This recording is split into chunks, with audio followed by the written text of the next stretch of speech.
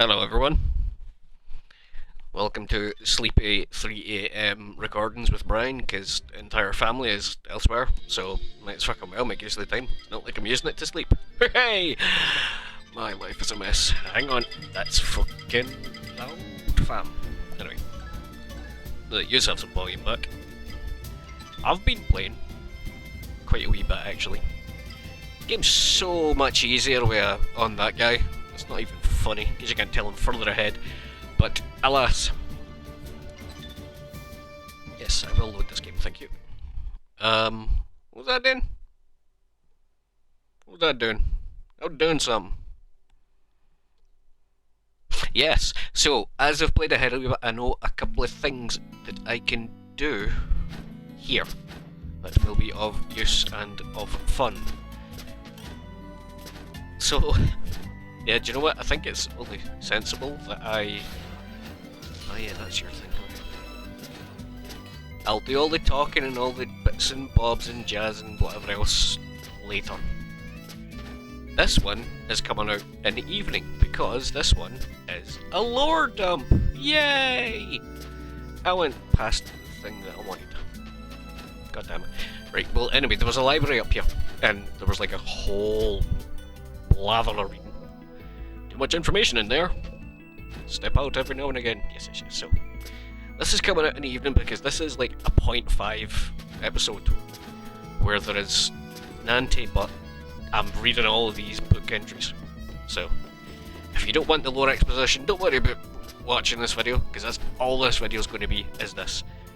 And then the video that will be, for your perspective, will be coming out earlier on in the day. Let me make sure I'm saying these words right because I'm tired. But I'm too stressed to sleep. The video that came out earlier on today will be the follow-up to this bit where I'm actually doing progress. There we go. That's it. Stop talking shite. Time to read. Let's talk to you first. You've got a quest. Huh? Soldier, don't tell me you're late for training. Just gave the speech to others and I thought I could finally get back to reading these huge tomes. Alright, I'll give you a summary, but you'll need to focus. Suppose my reading will have to wait. You'll have noticed this world is rich in all kinds of materials, beings and other types of magical elements.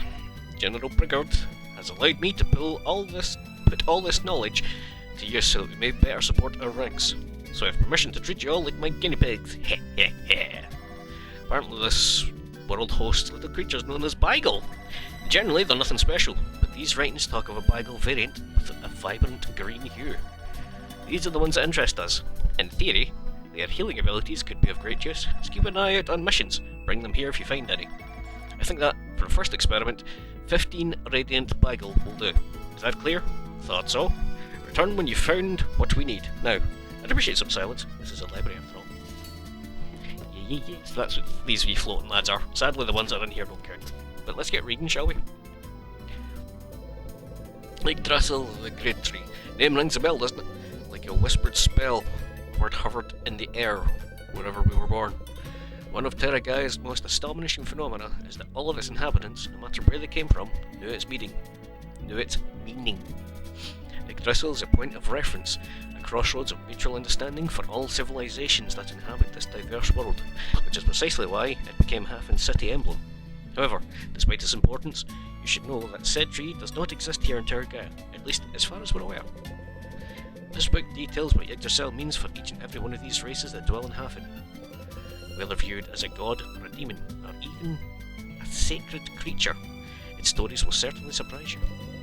If you were lucky enough to visit your world's Yggdrasil, perhaps experience each protagonist written here had when they saw theirs will make for an interesting comparison, and who knows, perhaps you too can bring your part to the mystery that unites us all to the table.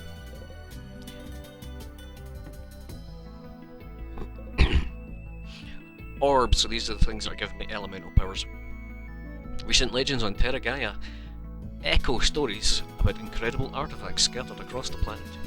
They are our energy orbs, prized and revered objects.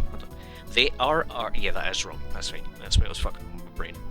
They are energy orbs, prized and revered objects wherever they are found.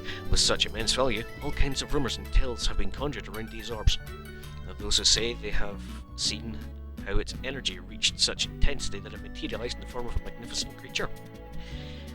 So bright that witnesses were blinded for several hours after being caught in its radiant glare. So unique, that several battles have been fought over them. Whatever the case, it seems these are no more than bedtime stories for children, or are they? The story has garnered the most attention. They were created by Terragaia's guardian, and they're hidden and scattered across the world so that no one may use the overwhelming amount of energy they contain, not least because it's probably dangerous for the user. Though, to tell you the truth, when I hear tales such as these, it does nothing more than feed my desire to find one. Orbs are good. Affin, the Eternal City, the city we're in just now. Affin, otherwise known as the Eternal City, received its nickname not from its perception as its ostentatious capital, as I often believe, but rather because it's the oldest continuously inhabited city in all Terragaia. We owe its founding to legendary Jivan, Lady Sibunir, and Bedril, who have dedicated their entire lives and energy to creating such as welcoming locale. Such an welcoming locale, I'm guessing that's meant to say. Okay. Its history spans far too many thousands of years to be narrated, but its purpose remained unbreakable throughout this time, welcoming hundreds of thousands of civilizations looking to live a pleasant, tranquil life in the great beyond. Among its most common inhabitants, it's possible to find dwarves, elves, satyrs, Kenims, Gulins, and even a small cluster of Fize and Altera. Affin, like many other cities of Terragaia, is not considered to be a warring city, as conquest does not usually feature high in its list of priorities for the planet's regional leaders. However, it does sport a set of well-fortified walls and mana amplifiers, ready to face all kinds of threats.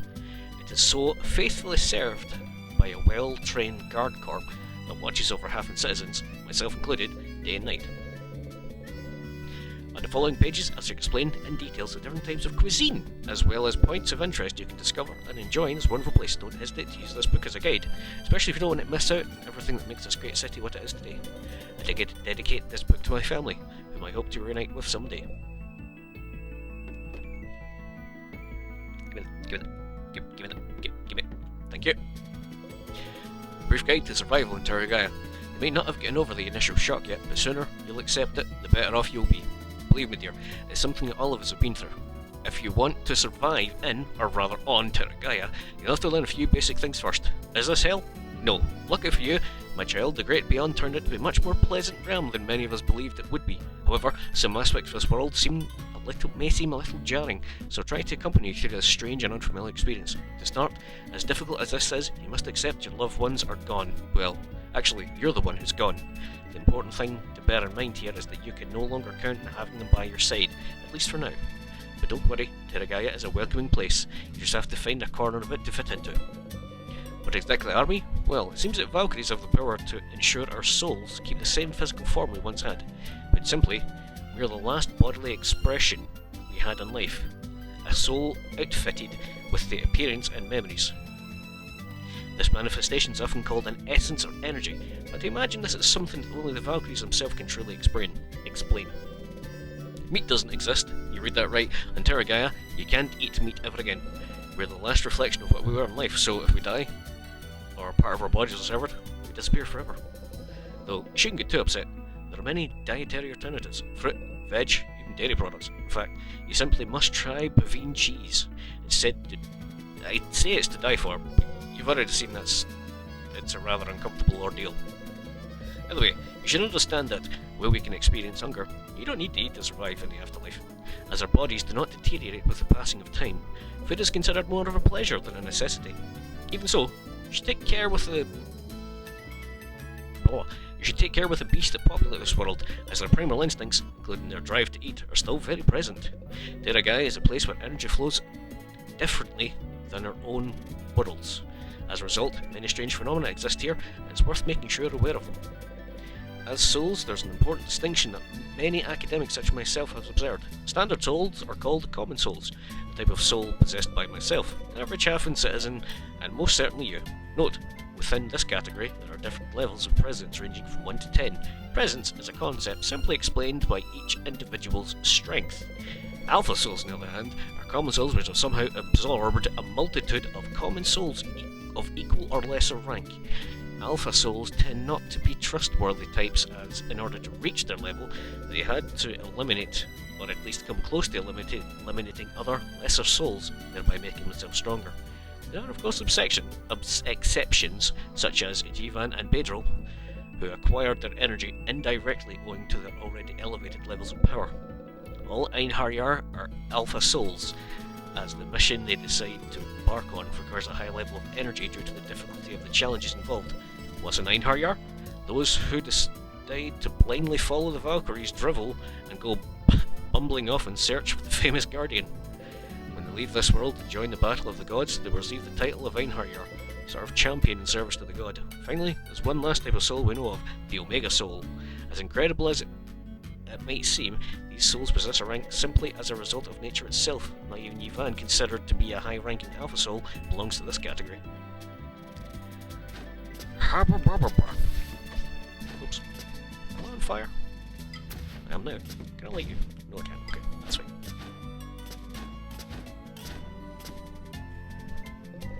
Races of Terragaia. Humans.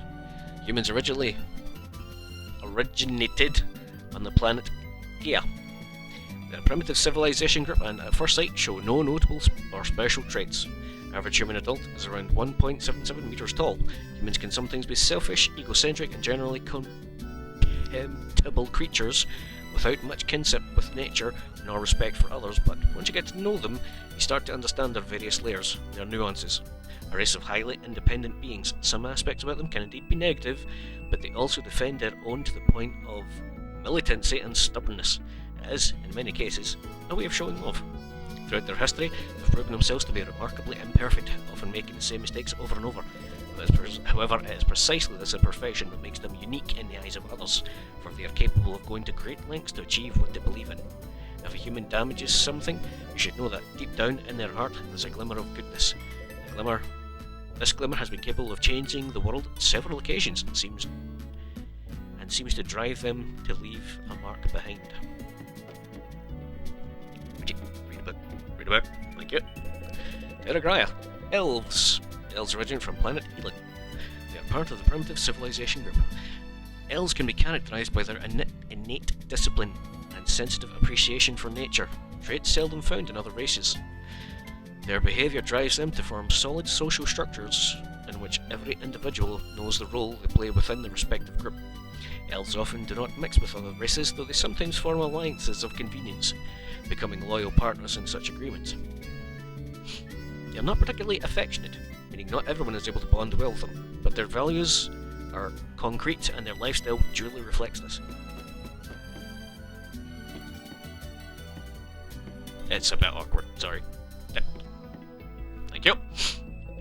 Dwarves. Originated on the planet Archon, part of the primitive civilization group. Dwarves are a peculiar race. As the name indicates, they're of medium size but possess inexplicably high levels of strength and stamina for their stature. Restless beings who always need to keep themselves busy. Dwarves are driven by their need to feel useful. They're not the most tactful when it comes to socialising with others, or even among themselves, but despite their manners, they are usually kind-hearted beings willing to help people they get on well with for very little in exchange. Their cities are known for the imposing fortifications that surround them, and their innate talent bears well for mining instruction, to the point that they voluntarily dig for minerals and precious metals. Working alongside a dwarf may be somewhat irritating if you don't know them well, but once you realise that their brutish mannerism hold no malice, their tiresome quips soon become comical complaints. Bear this in mind should you encounter them. The Altera. Altera originated on the planet Zulstia, a part of the primitive civilization group. The Altera are a race of flightless, migratory birds in a constant state of movement. Out of the entire Altera race, a winged leader is always, at some point, born into society. Said leader is able to fly, and their mission is none other than guiding their people to the so-called awakening. It is thought that said awakening is the most important part of the prophecy upon with the Altera way of life is founded. It is thought that said awakening is the most important part of the prophecy upon which the Altera way of life is founded. Sorry, I had to read that again, it didn't sound right in my head. They believe that they too will grow wings and reach the promised land, which, according to scripture, they will enter upon receiving their long-awaited gift. The Altera are peaceful, meditative beings who travel the world in search of the person who will grant them the promised wings, more than happily to establish friendly ties with those they meet along the way. When the Altera leader dies, the next individual to be born will also have wings, automatically receiving the title of leader. As Terra Gaia is the next step towards the beyond, it's possible to find several winged Altera here, each of them at one point leader of their people. Very rarely do Altera involve themselves in conflict, and their people do not seek war. They are patient beings who look for new ways of meditating and ultimately reaching their goal.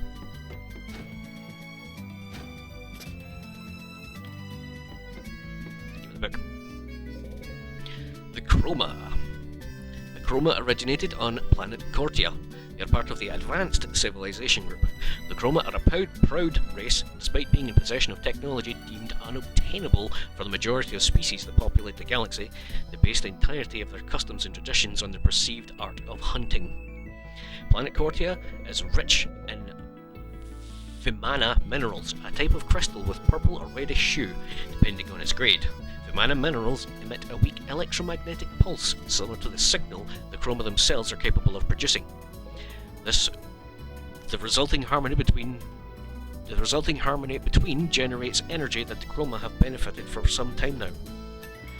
With time, they created devices to store this energy and eventually construct flying cities capable of hovering in midair thanks to electromagnetism produced by the crystals.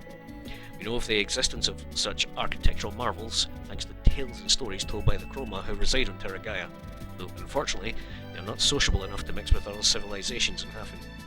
As Vimana minerals do not naturally occur in Terra Gaia, the Chroma are not able to unleash their full potential.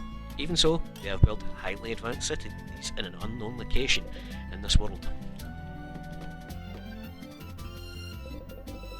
The Fizi. Fizi originated on planet Neptus. They're part of the primitive civilization group. Please note there are two major variants within the Fizi race: saltwater Fizi, or Fissalts, or freshwater, called Filces. So Fissalts and Filces. The Fizi are a race consisting of aquatic beings native to planet Neptus, where 95% of the world's surface is covered in water. Despite their size, they are an incredibly warlike race, or rather, they were in ancient times.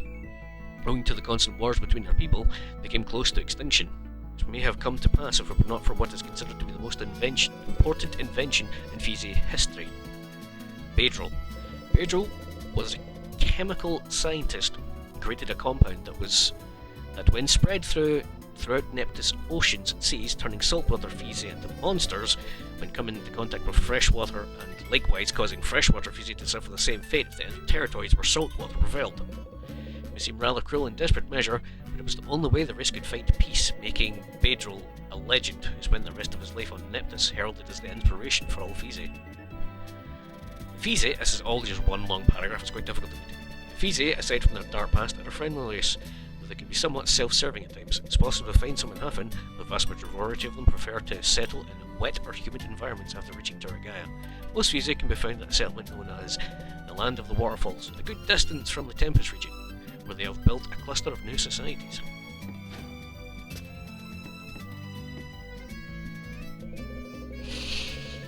The Desert Empress. Arablith, a proud queen who ruled over the vast desert lands of her homeworld, is a prime example of proving that Hafen is not built for everyone. As expected, Arablith's stay in Hafen did not last long. This empress used her beauty to seduce many citizens into faithfully following her on a pilgrimage around Terra Gaia, searching for even more followers that would obey her for every whim and command. Arablith finally settled in a desert located to west of the Tempest Plains, using her army of loyal followers to construct an extraordinary pyramid from which she would govern her new territory. The tyrant reigned for several hundred years, and not exactly with a light hand either. However, it must be said that there are those who are willing to do anything to acquire lands such as these, and who, most likely, have already set their plans to do so in motion. Oh, I need a sip! My throat's dry! The demise of the spider layer. At some point in time, and the same way, in much the same way the rest of us, an individual whose native religion worshipped spiders above all things arrived here in Terra Gaia. The shaman wasted no time in finding a dark, damp lair to perform his rituals just as he did in life. From said lair, and without much to improve his sanity, he sinisterly fed his loneliness with ferocious devotion. Soon, and gradually, followers began to trickle into the gloomy cave, submitting themselves in service to the shaman. Spider acolytes transformed their new temple, converting it into a sort of home, both for themselves and their beloved spiders. It seems that, at some point, something went horrifyingly wrong, a consequence of the intoxication that afflicted the majority of the acolytes. The followers became irrational, and even began to sacrifice members of their own clan. The faithful few, who still cling on to the same semblance of sanity, promptly fled, though not without first sealing in their shaman, whom they had served some years prior. Many years have passed since the Spider Clan abandoned the lair, but should someone be brave enough to enter the caves, they may still be able to hear the scratches of a creature desperate to escape. Anonymous.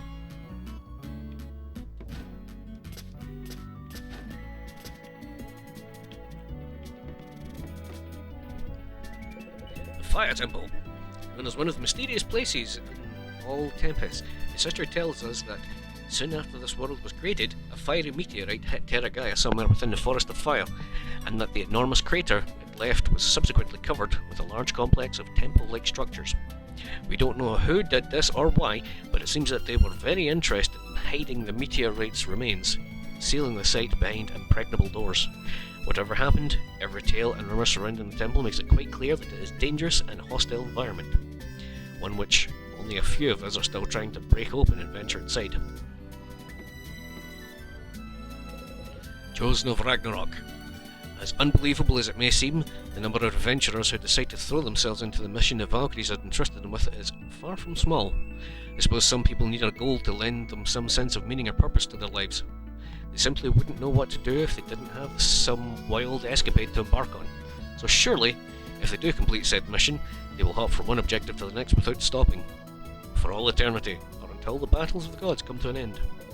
It is said that there is a place somewhere in the universe known as the Sea of Oberon, ruled over by a number of gods, where powerful energies uncontrollably fluctuate and flow uncontrollably. The gods are essentially unfathomable for those who haven't seen them. And we don't really know what happens there either. We only know that the gods engage in battles against each other, waiting for Einherjars to arrive to strengthen their armies. Some aspiring adventurers have decided to abandon their mission halfway through, swayed by the sudden revelations. Terra Gaia is one of those places that makes you reevaluate the very concept of mortal existence several times over. We can read several accounts written by those brave souls who dedicated a considerable portion of their lives to searching for the Guardian. Some write of having fought against enormous titans wielding gigantic swords, while others swear to having faced an infinite number of dragons to reach their goal. Personal journey is what takes us to Terra Gaia's most far-flung corners. Any destiny, fate, or goal is valid, and all of them make us great. The important thing here is to never stop feeling alive. That's why I respect those who opt for the warm embrace of a peaceful and uneventful life just as much as the frankly mad adventurers who set out on missions they are unsure they'll ever complete.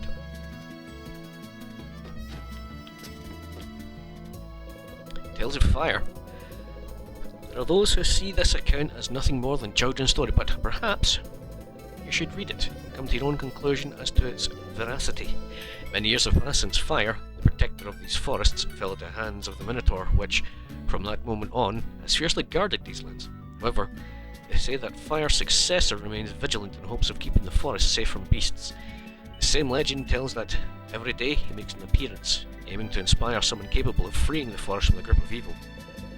There is a special place in the forest, a pedestal-shaped stone set among a clearing, bathed by the dancing rays of the sun. It is said that if a hero can stand long enough, staring at the stone without moving a single muscle and concentrating solely on its beautiful image, the new guardian of the forest will appear and bless them with his grace, allowing the hero to defeat the threat the forest faces. Wink wonk, I'm going to try that. Relics of Terra Gaia. Crystals from outer space. Terra Gaia is a unique place teeming with not only every kind of fantastical being you could imagine, but also a veritable array of incredible objects with unique properties. This provides any good explorer worth his or her salt with a goldmine of marvellous discoveries. Luckily, We have all the time in the world to explore it. My study focuses on the dark minerals that, owing to their composition, are, I am sure, from outer space. They are light, shiny, and dark in colour, almost black. My theory is they form a part of a larger crystal which fell from the edge of Terra Gaia's atmosphere, quickly withering away and splintering into fragments. Raining down upon the planet's surface, ended up scattered across the world. On my travels, I have been able to find small fragments. They are undoubtedly extremely valuable, but they have another property, one that makes them truly special artifacts. On the crystal's small faces, I could see reflections of the past, images of space. Between its edges, I could see how planets were created, meteorites rained down and moons exploded, among many other inexplicable spectacles. Unfortunately, I was only able to witness this phenomenon once. I don't exactly know how they are able to reflect the past, but I have decided to build a device capable of restoring and projecting these reflections, now faded from the passage of time. I will allow everyone to observe the marvels of space through these minuscule, shining stones, whatever it takes. That's a nice wee lore dump for yous. And then we get like the laziest sorcerer ever. I wonder when Captain Surfield plans to get out there. Just because I'm a sorcerer doesn't mean I'm interested in all these stories. Am I struggling? Okay, whatever. Anyway, right, so that'll do it for this one. Hopefully you liked my earlier video. I will be plugging this one earlier. And whatever, you know what I mean. There was a lot there, and I wanted to read it on this so that I could have a proper just wander, because I'm going to get something I really like. Okay, well, no, why am I even explaining this? It's because I'm doing it out of order, as if man. What you doing, bud? I didn't know I'd done that. Nope. The light bulb ran out. Anyway, good luck, take it easy, I'm going to stop talking pish now.